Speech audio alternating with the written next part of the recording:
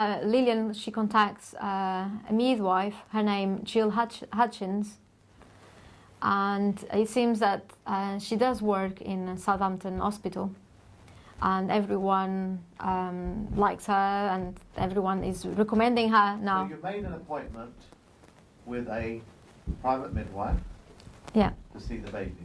She's contacted, and was she going to come down straight away? She contacted and she said, yes, I will go to see your baby. All of this is between conversations with Lillian. All right. And when's she going to come and see the baby? As soon as possible. What do you mean, on that day? On that on hour? that day, the hour, exactly. As soon as possible. Okay. Yes. So, all right. She works at the Princess Anne Hospital. She's a private midwife. But she also does private midwifery services outside of the NHS. So she was unable to come, but first of all she promised she would come. So yes. She said she will come, yes. and then she didn't. Yes. Okay, so what happens next? She didn't, and she said that she cannot come to see the baby because the hospital is in red alert. The hospital was having problems and concerns about us and was not allowing her to come and see us. Is that what the she red said? alert was regarding us. I see. So that's what she said to you. What she said to Lillian was that there is concerns regarding the father of the baby, which ones she could not say, but because of that she was not allowed to come around and see the baby. I understand. What happens now? Is social service, Paula Thomas and Colin. So who are these people? Social services. And their names are? Paula Thomas. Paula Thomas. Paula, sorry. Can you speak up a little bit, Leon? Oh, Paula Thomas Okay. is a social worker. And Colin, I don't know his surname. Okay. And police people. You definitely now know that something is terribly wrong. Yeah. And the reason why the police officers are there is not just for the safety Yeah. of you and the baby, because of something else, which Yes. you mentioned, Leon. This officer, Paula Thomas, she turns up and she says that she has a contract of expectations. She shows us the paper, and you are afraid of the word contract. You don't know what is on the contract, and you don't really want to. You don't want to sign anything. You are afraid what is on the contract. This person offered a contract to you. Yes, they handle. And she wants you to sign it. Yes, they show to us like there is a contract in here, and we need to do this. And so seems like to me they're asking your permission to do what they want to do with you. They're trying to force you a contract. Yes. On you without any legal help or lawful help. Is that correct? Yes. Okay. Did you sorry. sign the contract? No, we didn't sign the contract. Okay, so what happens now? So Paula Thomas, she says that there is concerns regarding the baby health and that the baby needs to go to the hospital. Okay. Yes, what they said is, are you coming with us to the hospital? If you do not want to come, there is a policeman in here, and your baby is going to the hospital with you or without you. Okay. So on this, you can't really choose. And so you went to the hospital? And we went to the hospital. Is there anything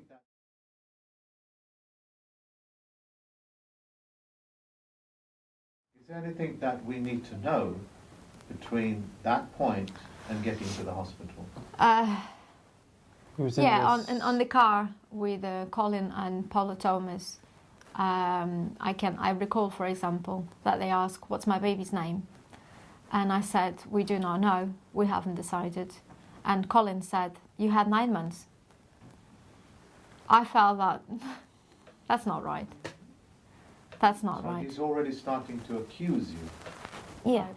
When we arrived to the hospital, we have a private midwife waiting for us, a friend that she is available to be there at the hospital. At the hospital, okay. As our private midwife to see the baby and to be there for us mainly. And her name is Catherine Amos. Yeah. Catherine Weymouth, she checked over our baby and she has a report. She's written a report and a statement for us as well, which is available.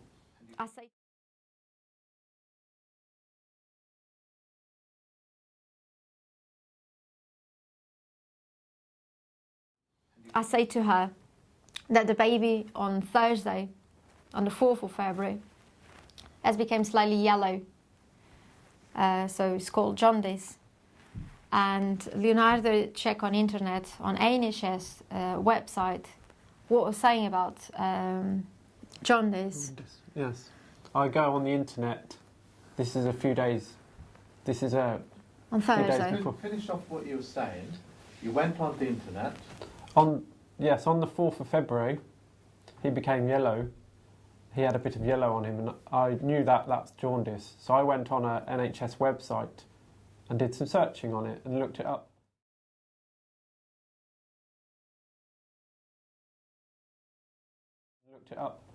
And found out a lot of babies, this kind of a normal thing happens after 3 days, 3 or 4 days, which is the same exact period that he became yellow. So I read it, it reassured us. It said, you know, it's normal, you're breastfeeding, and it will pass. So that reassured us. I wrote it in our diary, in Yolanda's diary, noted it. Diary as well? Yes. Yeah. So I called my mum and I said, the baby is a bit yellow, what is this about? And she said, that's fine, that will go away. Just keep a record, just keep an eye on it, but there's nothing urgent. Most of the babies, sometimes they get yellow. And Leonardo called Lillian as well, and we talk about the same, and she said, that's fine, that's normal. Most of the babies, sometimes they get yellow. And so then on Friday, we're in the hospital, the nurse, Catherine, she said exactly the same. The midwife, the private midwife, Catherine. Jaundice is something that is normal on newborn babies, would not be normal if it would come up on exactly when you're born, but because it's 3-4 days after, it's normal. So what's the other fact? So what's the other prominent thing that's happening? So they say that the jaundice level is 377 and the normal value is 350. And because of that, the baby needs immediate treatment, and the baby is going to be on phototherapy. Two policemen, they turn up in the hospital, and they wanted to speak with us, and they said that the baby was for 72 hours protection order. And so the baby is now under protection order? Yes. Okay. And that if we... And that happened what time? That happened around 5 o'clock a.m. at 6th of February, Saturday. Okay. And what's the reason? I do not know. They did not give you a reason? No. And did they say it is because of the father? What do they say? No, they didn't say that. What did they say is that if you try to take the baby from here, you're going to be arrested. And until now, until this point, we have not been given any papers. Nothing that says what are the concerns, okay, and so with whom. No paperwork, and you are blind? Completely, yes. Okay. So completely. What happens now? When my partner requests the paperwork,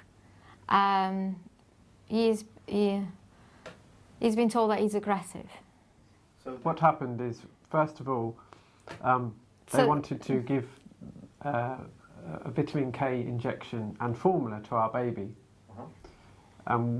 We didn't want him to have the vitamin K injection, and he was breastfeeding, doing very well breastfeeding, so we didn't want him to have formula. So it is Sarah, Dr. Sarah Davidson, that she says to me that your milk is not good enough. Okay, so your milk is not enough, and she's asking you to produce enough milk. And she says to me that I give you some options. I give you 3 formula options. And I say to her that I don't know why she's saying that my milk is not enough. And I ask her based on what she says that. She says that she knows that the milk is not enough.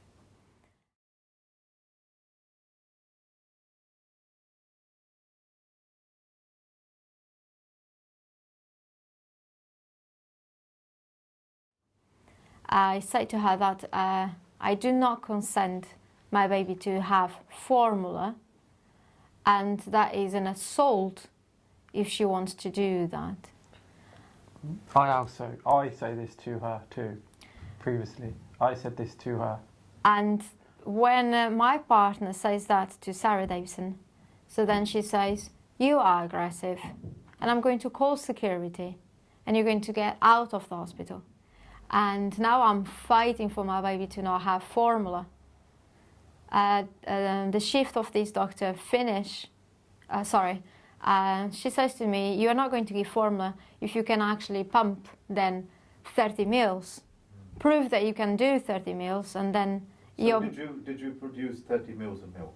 I did produce 30 mils of milk. Okay, so My baby was crying, and she was saying that my baby was crying because the milk was not enough. You produced 30 And mils of milk I had to stop breastfeeding to hold on a machine and to be able to pump the milk. What they were trying to do is, you have to produce 30 mils of milk, and it seems most of the women, they cannot do it in one day. So this Dr. David Johnson, she requested me to have 30 mils, and having 30 mils pump, she guaranteed then I could breastfeed. After I had that 30 mils pumped, I showed to her, and I'm expecting her to breastfeed, and she says, you are not allowed to give that milk because your partner said that he does not want you to have pumped milk. This does make no sense. And I said to her, doesn't matter, even because my partner is now outside of the hospital. So now I'm going to breastfeed. And she says, no, you are not. You have, you have now to pump milk, 30 mils every hour. So now volume is so important that I have to guarantee that I can do that. And my understanding is that one woman, it's very difficult for one woman to pump 30 mils, even in one day. And I was able to do it. And the second time that I did it 50 mil. Now, Sarah Davidson is extremely upset that I was able to do it. And now she says, I had enough. I'm not shouting more. Just breastfeed. Her shift has finished, and Dr. Sharma, the same person that saw my baby for the first time, is now in charge for my baby. And I have a meeting with him, requested by him, saying that now my milk is enough. On the day after, Sally Denton, she wants to speak with us. And she's smiling, and she informs us that in about 10 minutes, you are going to be in court.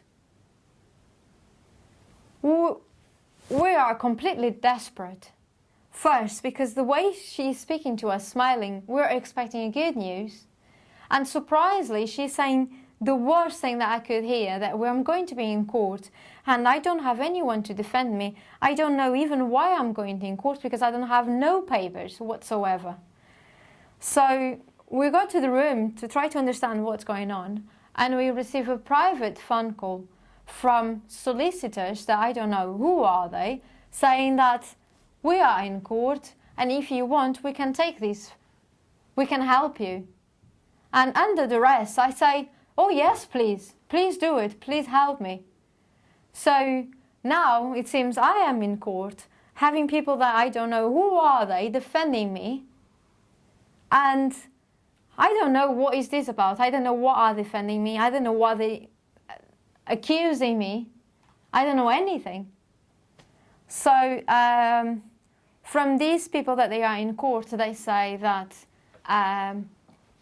because the judge wants to see you guys, because wants to understand what's going on, they want the court now to be for tomorrow at 2 p.m. And if we agreed that the 72 hours, they would be prolonged the police order was extended for another period of time. And they wanted me to agree that I was not going to take the baby tomorrow for the court to happen at 2 p.m. I said, yes, fine, I will do it. After this phone call, we don't know what really happened. We don't understand how there is a court situation that we have not been called, that we haven't received papers, that we don't know even where the court was. We don't know nothing. And on that evening, there was a meeting with me, Mark, and Leonardo, and Paula Thomas, and Annette Simpson. And they came at us saying, is this true that this person is your solicitor and this person is your solicitor? And we said, we don't know who are they. I have not asked them to be my solicitors because I had no opportunity to get them. It's true that I got a phone call and I have people saying that they were going to help me, but I don't know who are they. And we request them to Paula Thomas, the papers. Have you been to court? So which ones are the papers from court? And when we ask them for the papers, they stand up, and I can say that they run away. They run away from the room. I don't understand. Is this the point where I was there? Yes. Yes. Yes. All right, so what happened is that I just simply asked them a question. I asked them, there's no record of them having any solicitors. They've never hired a solicitor. And there is no court case. There's never been a single piece of paper.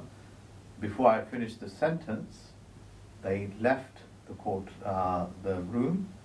The nurse that was there said, I'm only here to represent the interest and only the interest of the hospital. The social worker walked out, proving to me that they did not have a single piece of evidence for anything, and they were just simply fishing for evidence. They were trying to get you a solicitor by saying that is your solicitor, by mentioning names. So when they were confronted with a single question, is where's the paperwork, what court, they just simply ran off. That's when I was there. Yeah. Okay, and that's when we realized there wasn't a single piece of evidence that they had of any wrongdoings, but what they were doing is trying to look for evidence, look for reasons why they can keep the baby in as long as they can. They were making up the charges as they go along, but not charging you with anything. That's making an accusation and hopefully you'll start to mitigate into that accusation and start defending yourself. That never happened because you have nothing to defend yourself from, and that's what I witnessed. Yeah. That was on a Monday, 8th of February. And on the day after, we were expecting them to be in court again at 2 p.m. without knowing where that court would be. On that day, in the morning, when I was going to breastfeed my baby, I was surprised by 2 policemen, and they said, do not try to take your baby from here, otherwise you're going to be arrested. And I asked them, where is the court going to be? And they said, in Southampton. I asked them for an address, and I asked them for papers with everything written, where the court was going to be and what time for me to be there. But they are saying Southampton, and other people said Portsmouth has happened, it seems, last time, and I cannot guarantee because I've never seen anything. So even if I want to be in court, I do not know where to be. I don't know if it's in London, in Southampton, or in Portsmouth. After that, I waited for anything coming up from the court. I remember in the afternoon a solicitor came to see you, but didn't show you any ID, or didn't show you who he was, or give any information as to who he's from, but he wanted you to hire him, or Leonardo to hire him as a solicitor. Yes. Yeah. That was in the morning, yes. Okay. And you asked him some basic questions, which is like, where is his oath? Where is his qualifications? And I witnessed him shaking. Is that correct? Yes. And he started shaking, And he kept on shaking, and he tried to convince you that he's there to help you. That's what I saw. Okay? I remember him saying that you have to first hire me, and then I can give you the paperwork. But never did send you any paperwork, because you never hired him. And I think he also said that he'll send it to you, irrespective, sometime in the evening, which you never received. Yes. Okay, so he will only give you paperwork if you hire him, is what I think he said. Yes. Okay. What happened afterwards? Afterwards, then, we waited in the hospital for something happen regarding that court. And it was about 8 o'clock, 8 p.m., when Stephanie Simpson, so this is another social worker, that was the first time that I met her, and she's with police around and security from the hospital, and we had a meeting with her, and is when she says to me that she has been in court, and what has been decided was that they were going to take my baby away from me. And at this point, I already had left the hospital and was on my way to your home. yes, You called me back, so I went back, and at this time, probably 15 to 20 minutes had passed. Okay? So if you can continue from there. so basically she just said that we were going to take your baby away, and they even have used my own words against me. So in the afternoon, I kept saying, the doctor, I said that my baby was fit and well. So I said to everyone that could hear, if my baby is fit and well, please then let me go home. There is nothing, there is no reason why my baby is still kept in here. And they said that they were only waiting for the social service, and they were only waiting for what the court was going to say. And so then Stephanie Simpson said to us that if the baby was fit and well, so then it would have to be taken away from the hospital, because the hospital will be the worst place to be with sick babies around, and you could get sick just because of that. So they used your own words against you, Yeah. to saying you've now given us a reason to take the baby away from the hospital. Yes. So now I hear for the first time them saying that the baby was jaundiced and dehydrated and had breastfeeding problems. And for this reason, the baby was being taken away from me. There was concerns regarding what the father does, and for that reason they were taking my baby away. As I recall, they were exclusively taking the baby away because Leonardo's association with sodium chloride. That's what I saw on the document. I also saw there was no autographs on the documents giving it any authority, nothing of the sort. But they were all very happy that some sort of a judge has taken ownership of it. The piece of information that you mentioned, I recall, were just records saying that this is the history of the baby, that they are not taking the baby away for that reason, but they're trying to take the baby away because of what Leonardo does as a Genesis 2 Church health minister, helping people with health problems. That's what came across very clearly. Yeah. Yes.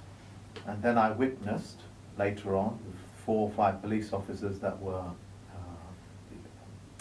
in the area, including 2 police officers in the room that were completely estranged from you. The social worker coming in, cold-faced. I remember that. They were all very comfortable knowing what they're doing is what they should do, irrespective of any facts. I remember that quite clearly. Yes. And they were intimidating. They were also very polite at the same time, but highly intimidating and dictatorial. And they took the baby away from you. And I also remember them saying, do you want to say goodbye to the baby? Yeah. And you, of course, being Portuguese, I heard that very clear. Said, of course I don't want to say goodbye to the baby, it's my baby. And they also took that as a prompt to take the baby away from you. And then they took it away, and they marched you down the hall, ordered you to clear your room out, and essentially kicked you out of the hospital and stole your baby from you. I witnessed all that myself. And that was the first time after that they gave the papers that we always wanted to see what was against us. And that was the first time that they gave these of papers. Case notes. They're not legal papers. Nothing but paperwork after paperwork that just simply records something, and a lot of opinions that doesn't cause anybody to lose any baby is what I saw. Just points, like somebody recording points in time and then using that as a reason to take a baby away. Yeah, nothing incriminating, nothing evil, nothing bad. No, there was nothing there. Yeah. Nothing incriminating. My What baby. Leonardo does is nothing illegal, unlawful, or anything else. And they know that. That's what I witnessed. Yeah. When I calmed myself down and I realized that doesn't matter, Yolanda, they are not bother taking your baby. So when I wanted to say goodbye to my baby, they said, it's too late, they have taken him away already. And I was... If there was ever what's the word I'm looking for? If I ever wanted to use the F off word without using it, that's what they did to you. Yeah. I witnessed that all the way through. Yeah. Yeah, witnessed that. Yeah. So after that, then I only have been breathing. I have not been living. I have been breathing. And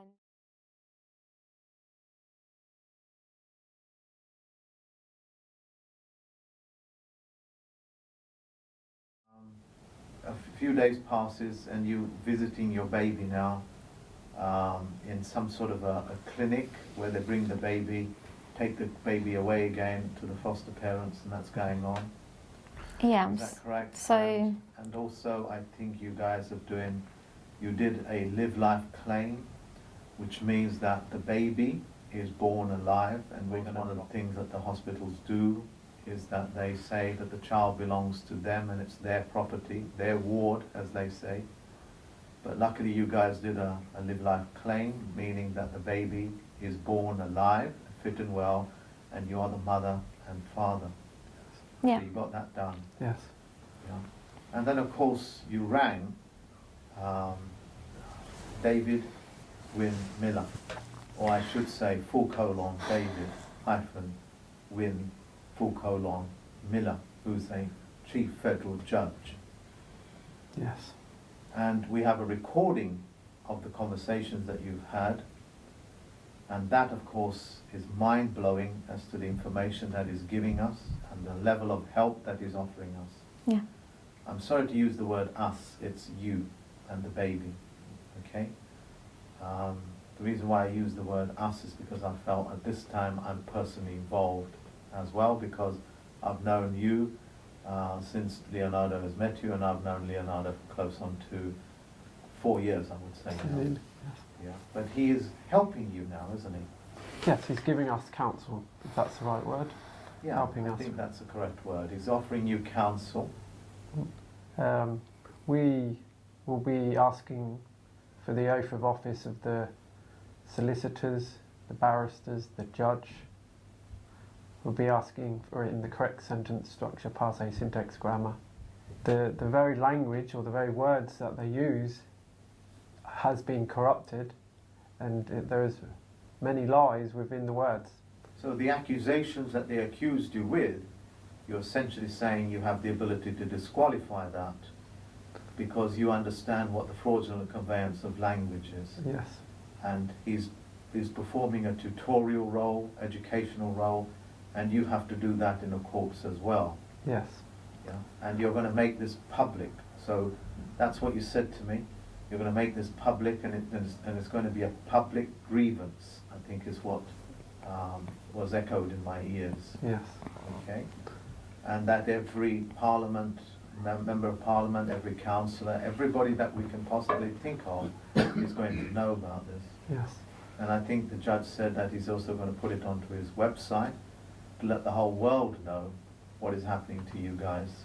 And he used some astonishing figures. Apparently hundreds of thousands of children go missing in this way and sold into baby trafficking, child trafficking. And I'll slow my conversation down with this because it's so shocking what he said. Yes.